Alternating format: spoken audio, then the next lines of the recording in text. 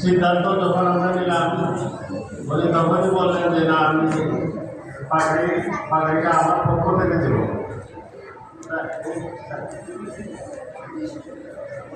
আমার ভাই সাইফুল ইসলামের জন্য আপনারা দোয়া করবেন, আমি ওনার দোয়া করব।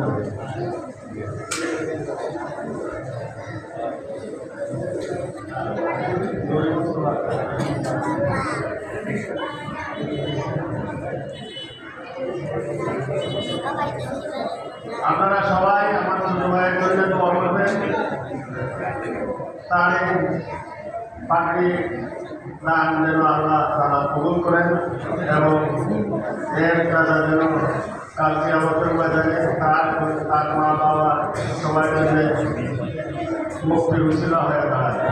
সবাই মিলে আমি জি এ পর্যায়ে পাগড়ি নিচ্ছেন আমাদের মাদ্রাসার শিক্ষক মাওলানা নাহিদুর রহমান সাহেব।